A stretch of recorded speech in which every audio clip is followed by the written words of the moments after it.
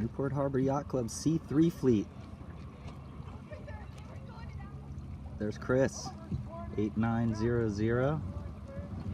C3 fleet's pretty small. We got the A's, B's, C1s, and C2s out in the harbor course. This is race 1 for the C3s. And we only have one kid in this pack.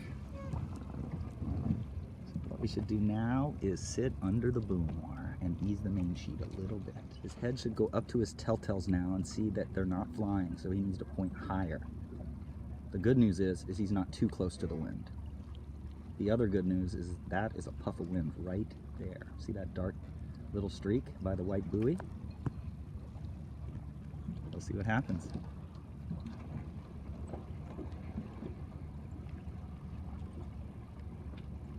Wind for this group, and Chris made a good decision. He did a tack and he went behind these guys, and so now what that means is if he gets any wind, he's going to come in very good into that buoy. The wind has filled in quite a bit right there, and so that would be an indicator that you're going to get more wind too. Again, sitting under the boom would be a little better until right now. Now that you have wind, sailing perfectly flat is just awesome. Your sail trim looks really good. He should be saying leeward boat calmly to the boat to his left. And he is, I think, first right now. First or second. Good job. C3 race 2 at the SCYA Mid-Winters, February 2019. Chris rounded first in the first race. He just rounded the buoy the wrong direction. So,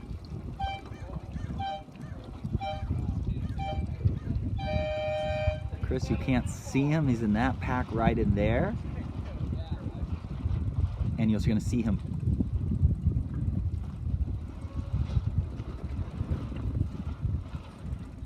Good tack. Sail trim looks good. Now he should duck both of these boats. He should go behind both these boats. Okay, he's gonna attack again. It's okay. Our goals for this race are to sit more properly in the boat, on your bottom, in the middle of the boat. See, again, heeling to windward here. We wanna sit more in. See how the blue boat just has that little bit of heel to leeward? That's what we want. That's where the boat sails balanced, where when you let go of the tiller, the boat essentially goes straight. Our other goal is to look at the telltales about 50% of the race here, the 50% of the upwind, read the telltales and get the boat moving.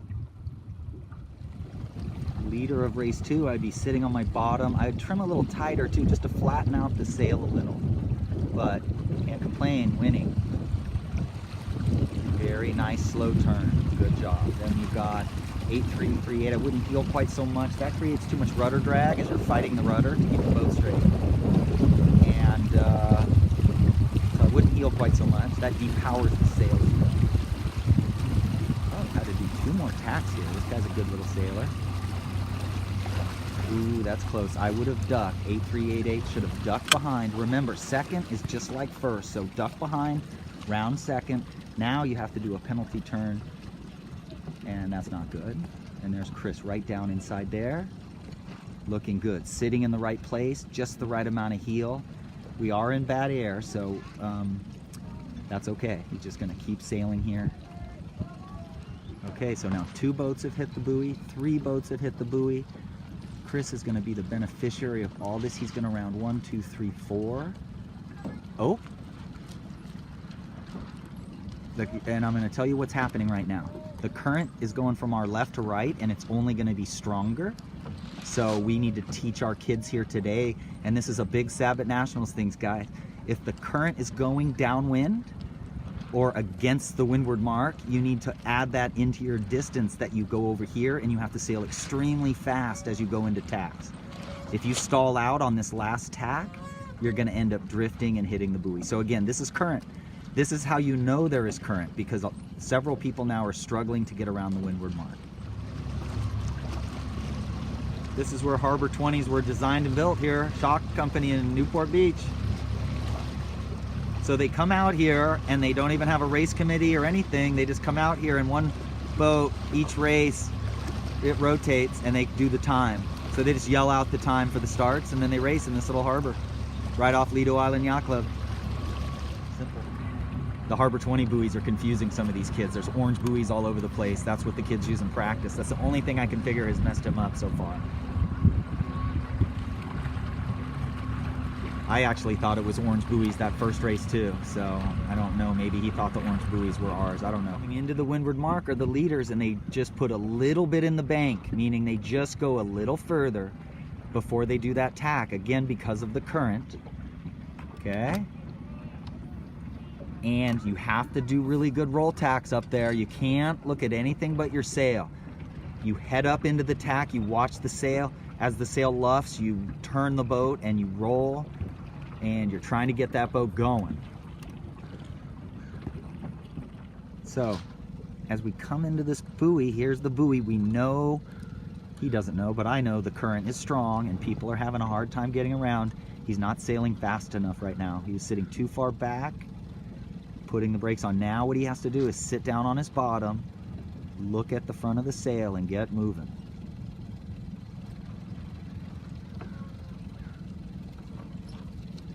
Little too close to the wind. See that little bit of luff? He should point down towards me, try to get flow over the boat, over the boards. There you go. He's gonna make it. Very good. He's in 1, 2, 3, 4, 5, 6, 7. Nice ease. If he gets a puff right now, he could be right with these guys. Ease.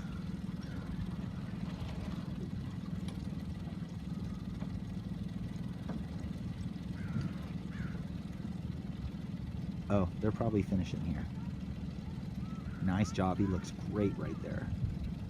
And there's a huge puff blowing over me right now, so he's going to make a race of it. Okay, sit forward. When the boom won't stay out at 90, the first thing we do is ease the vang and sit forward. So if our boom will not get to 90, we ease the vang and we sit forward. Our upwind rake setting, which is fast, is often not the best rake setting for downwind, so sitting a little extra forward a little bit at times to help keep the boom out, because the boom falls in just like that. Race 3, C3s. We are learning a lot here. This is a challenging course. Imagine being an 8-year-old in a very, very nice Sabot. Chris has a essentially brand new Sabot. His boat was custom built by a family here in Newport about 15 years ago, and it is in immaculate condition. So imagine being 8 and having to try to start on this little starting line. And he's buried right inside here. We're gonna see if he can get on port tack here and win the start. If he can just get on port. Whoever can get on port tack right now and start sailing is gonna win the race.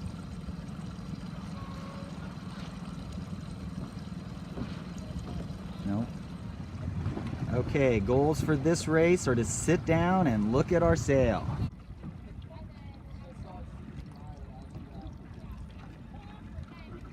Looks really good. We're going to start working on the big heel to windward downwind. He must have his boom vang cleated. See how his main sheet isn't snug? So we got to loosen his boom vang, but we're going to work on the big windward heel now. Race 3 Saturday, and the current has gotten a little stronger.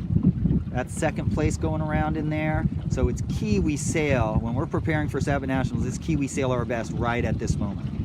Okay, so 9758 did a poor tack right there, so that's gonna kill her. Here's Chris right here. So what Chris and this guy should do is sit on their bottoms, read their telltales very carefully, and just get really going fast. Chris is a little too close to the wind. That's gonna slow you down, it's gonna make you tack, and then stop. But Chris is doing good by going as far as he can here. He should roll tack right now and get out of there. Look at his telltales, just perfect. He came out of that tack. That's just great. Right now you got to look at your sail and get ripping here. His mainsail trim looks good. So he's passed a couple boats here and got right back into the race. Okay, in Newport Harbor, as you're going in and out of the club, you'll see the wake off the back of this boat. This is actually current wake. The current's flowing over the boat as if the boat's moving forward barely, and You can sometimes on bigger sterns, but anyway, look at the land behind these boats. And I'm going pretty much perfectly straight, and you're gonna see me moving sideways. So one way is when you're sailing in and out of Newport Harbor, you're watching these boats as you're going along. See that blue boat getting bigger and bigger, bigger and bigger. There's a little wake. See under the American flag? There's a little wake coming off. The bigger that wake, the stronger the current. See that little tail down there? And then look, I'm going sideways on land a little bit too. So it's still very light current today, but who knows? It could be very strong at Nationals. Let's see. Another thing you do as you leave Newport Harbor, this is the first buoy right outside. You see the current, you see the rings on the left, and the turbulence on the right. You see there's something hanging off the buoy too down there, indicating the current is going left to right. You can see us moving. So line me up with the top of that power boat and look at the land behind it. Yep, there's a big tree. Now there's a white house showing up, that big power boat straight up ahead. Big house. So I'm moving at about, not even a quarter knot, 0.3. That's going to affect the start. That's going to push you away from the line. That means you can't stop moving ever. You can't ever go to 0. If you go to 0 knots in the Sabot, you're actually going backwards at 0.3 and you don't know it. So you have to keep moving all the time. It affects the windward mark. It affects a lot of things, but those are the crucial ones. You have to be sharp when the current's like this at the windward mark in Newport Harbor. Over here is Lido Island. So when we sail in Newport, we're going to talk a lot about this. These American flags over here. Talk about those. Right now, the wind is blowing from our left to right. There's Lido Island. It's really a race to get to the left of this yellow buoy, to my side of this yellow buoy. If you get over where that big race boat that's going away from us, you get over there, it gets very, very light air. This Marley has plenty of wind here. Okay, so we're going to watch the A-fleeters here for a second. Right now, the current is causing the wind to be less because it is 0.3 knots of current, so that's giving you that exact amount less apparent wind, less wind. This is the A-fleet. This is their second race.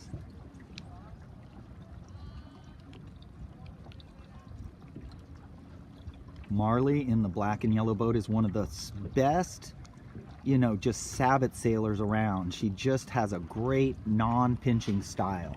She always keeps her boat moving well. So let's watch this. You're going to see her sail does not luff, and her telltales are perfect. You look at her leeward telltales. They are going to be perfectly straight back the whole time. She's really good at keeping flow on her leeboard.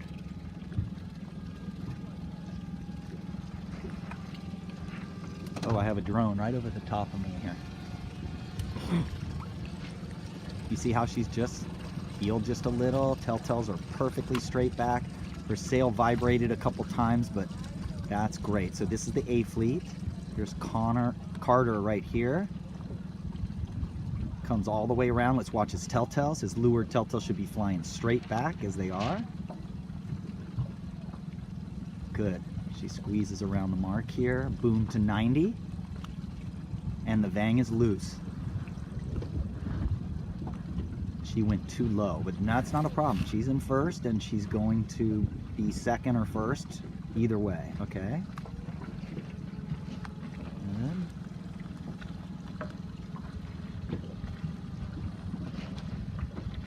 Anton. See how he comes out of his tack and he's on the wind and the sail's not luffing. Turn, turn, turn. He does the flatten, he's on the wind and the sail doesn't luff. That's what we're trying to do. Okay, see this guy's tack? I think he rolled a little too early. Sail's not luffing, look at that. So that's the A-fleet for you. That's what we're going to be looking like.